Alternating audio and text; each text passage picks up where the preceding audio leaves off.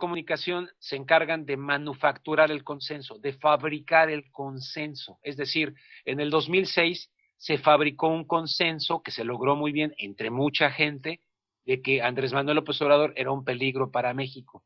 Ese calumnia que algo queda, pues sigue teniendo efectos hasta la fecha. Mucha gente sigue atemorizada por aquella propaganda del año del 2006. ¿Y dónde se logra todo esto? En los medios de comunicación. Yo escucho muchas cosas en el programa de Joaquín acá por Radio Fórmula. Antes pasaban el de Ciro Gómez Leiva, que me parece un personaje irreconocible al que yo conocí en el Canal 40, cuando transmitían telenoticias, ¿no? Transmitían telenoticias. Entonces, tenemos que cambiar. Cuando era informador el señor. Perdón la interrupción. Sí, que cuando era informador el señor, es que verdaderamente no tiene nada que ver con el Ciro Gómez Leiva actual. Exactamente, ¿no?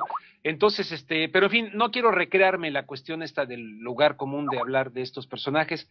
Ellos harán su trabajo y nosotros haremos el nuestro, y cada quien con su conciencia, ¿no? Claro. Quisiera salirme un poquito del tema y recuperar algo que no, precisamente para esta gran convocatoria del evento que tendrá lugar en Burbank. La cantidad de mexicanos en Los Ángeles es verdaderamente sorprendente, probablemente incluso incalculable, por lo mismo que muchos pues no cuentan con sus documentos, etcétera, etcétera. ¿Por qué cree usted que, algo que nos enfrentamos aquí en el santuario es algo muy interesante? De las estadísticas que nos arroja Google, de las estadísticas que nos arrojan por YouTube, por el mismo blog, tenemos un porcentaje altísimo de personas que nos ven precisamente desde los Estados Unidos. Estamos hablando prácticamente del 30% de todos los hits con los que contamos. Entonces, algo que nos hemos encontrado también mucho, ¿por qué si hay tanto interés de tantas personas, de tantos mexicanos que viven en el país vecino, por qué tan poquitos votan? ¿Es por cuestión de falta de interés, por falta de papeles? ¿A qué se lo adjudica usted? Bueno, evidentemente está la disculpa, está la problemática de la falta de papeles y mucha gente que no son ciudadanos. Yo tampoco soy ciudadano, soy residente, no podemos votar. Otros no pueden ni siquiera acceder a la ciudadanía siendo residentes porque no son residentes, no pueden votar. Pero me refiero a las votaciones mexicanas, porque, pues bueno, finalmente el IFE se ha gastado tremendas cantidades de dinero para que puedan votar los mexicanos en el extranjero.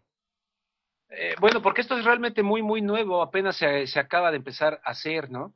Es muy reciente, no ha sido así muy factible, no queda claro. Hay otros países que ya tienen mayor tradición. Ecuador, creo que los argentinos también votan aquí, nomás simple y sencillamente van al consulado, pum, pum, y ahí votan sin ningún problema. Es un poquito más complicado la cuestión esta de mexicana, pero también déjame decirte otra cosa. Aquí los medios tratan de despolitizar no solamente a los mexicanos, sino tratan también a los estadounidenses, ¿no? En los medios nuestros, por ejemplo, creen, no, es que la política no da ratings. La política no da ratings. ¿Qué da ratings? La persecución, el incendio, el asesinato, el asalto, el sospechoso, el violador, incluso te estoy utilizando el lenguaje que será, pero esto no es gratuito. Es toda una intención de control social, de mantener a la gente atrapada en ratings, de estar viendo este tipo de cuestiones, y se ven como que autorretratados. O sea, hace poco el presidente Rafael Correa del Ecuador le dijo a la Ana Pastor de los desayunos de Televisión Española, le dijo, no, ustedes se creen los dueños de la opinión pública. Dice, no, Ana, ustedes son los dueños de la opinión publicada. Y es totalmente cierto. Desde el momento en que seleccionas una noticia, desde el momento en que seleccionas qué le vas a dar a la gente, porque aquí manejan mucho el concepto de que la objetividad, que el periodista tiene que ser balanceado, que no debe de opinar, que no insulten mi inteligencia. Todos los días están opinando desde el momento en que eligen qué le van a dar de información.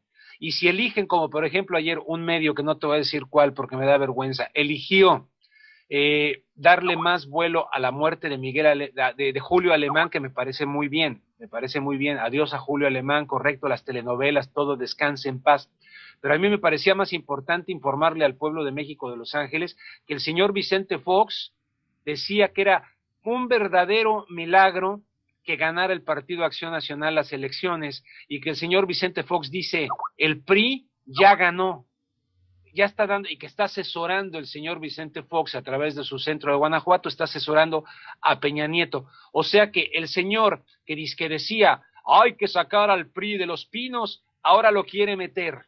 Esto me parece gravísimo. Bueno, pues en algunos medios les parecía más importante hablar de la muerte, no de ese tema, de sacar el tema ese de Fox, y en su lugar de la muerte de Julio Alemán. ¿Por qué? Pues porque está vinculado al circo, maroma y teatro. No, perdón, estaba hablando con mucho respeto de Julio Alemán, no más se me malinterprete, pero está vinculado al mundo del entretenimiento, y se ha hecho del periodismo de entretenimiento disfrazado de noticia para despolitizar a la gente, y eso lo están haciendo los medios en inglés también, no solamente en español.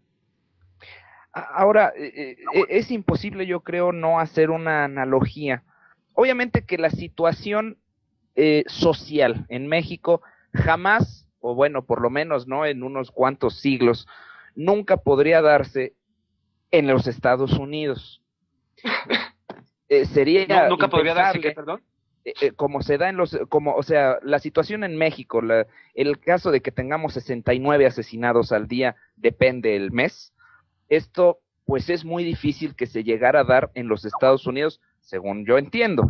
¿Por qué? Porque, no te creas, pues bueno, ¿usted no te creas, mira, no sé si a ese número, acá ocurren en diferentes ciudades constantemente crímenes, o sea, no en torno a esta espectacularidad que se le da en México y que la tiene sin duda, no las cortacabezas, aunque hace poquito aquí se encontró, resulta que se encontró en el letrero famoso de Hollywood, y por cierto resulta ser un mexicano que trabajó en Mexicana de Aviación, la cabeza aquí aquí muy cerca de donde te estoy hablando, por Hollywood, donde por cierto tengo que ir más o menos como en media hora para allá, que me están mandando un mensaje de texto para una junta por allá, tengo que ir.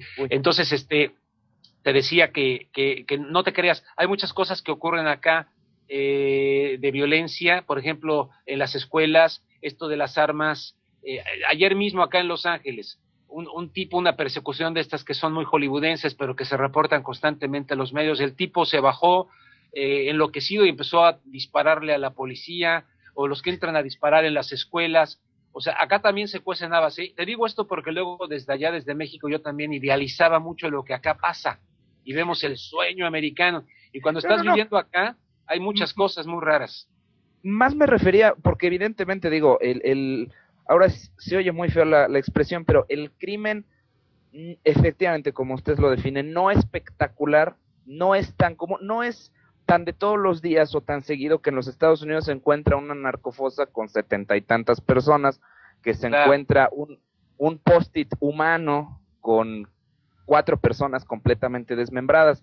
En México se hizo este acuerdo verdaderamente absurdo, que de hecho es a partir de ese acuerdo de autocensura que nace este espacio, porque dijimos, pero es que ¿cómo es posible que estamos en un país que nos lo están destrozando como jamás, y todavía los medios tienen el descaro de firmar un papel, obviamente promovido y casi obligado por Televisa a estás conmigo o estás en mi contra, muy al estilo Bush, para eliminar prácticamente toda esa publicidad, toda esa espectacularidad? Llegó a tal nivel la violencia que ya se revierte esto del rating, que precisamente es de lo que nos hablaba usted, que sigue siendo en Estados Unidos. Pero bueno, para no, bueno, como se tiene que ir usted en media hora, quisiera saltar a algo que teníamos por ahí pendiente.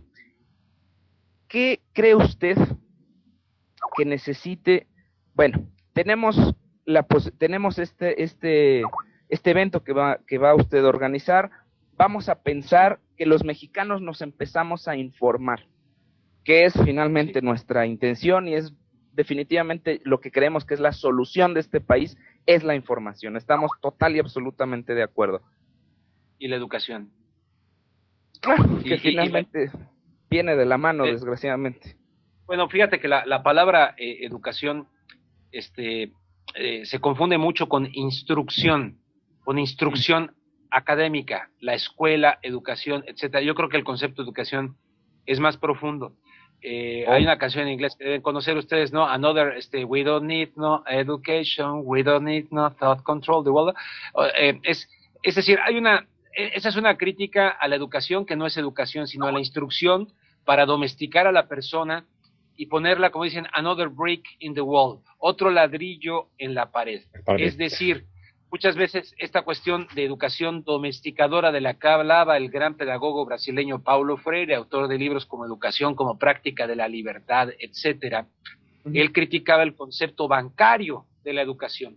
¿Cuál es el concepto bancario? Un concepto depositario, ver al niño como un recipiente vacío que se le va a llenar con una serie de cuestiones para que el tipo, por ejemplo, ahorita hay una educación en México para que los muchachos jóvenes mexicanos sueñen y funcionen bien en el muro del neoliberalismo y puedan, por lo tanto, ser un ladrillo en la pared del neoliberalismo, capitalismo salvaje, dicho sin eufemismos, que tiene de norte a sur y de este a oeste a gran parte del mundo verdaderamente crucificado.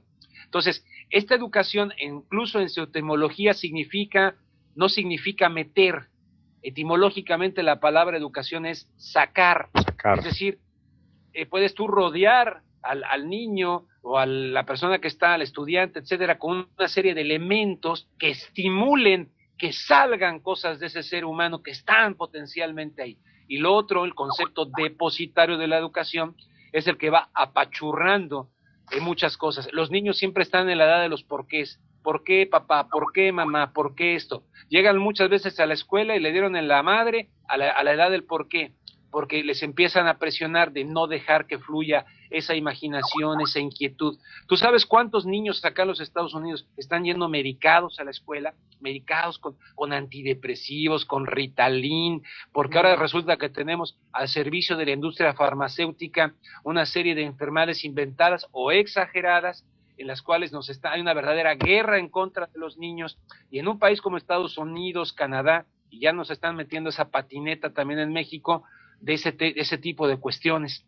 Cuando antes, por ejemplo, ahora a un Beethoven, a un Einstein, a un Tomás Alva Edison, de niños los llevarían al psiquiatra, sin duda los llevarían al psiquiatra, porque no podrían comportarse adecuadamente en un salón de clase, donde es una educación para formar seguidores y no líderes. No sé si me explico. Sí, solo autómatas, sí, totalmente de acuerdo. Eso llevado al terreno de las votaciones es dramático. O sea, vamos a tener ahorita en esta disque democracia una votación con personas peligrosamente desinformadas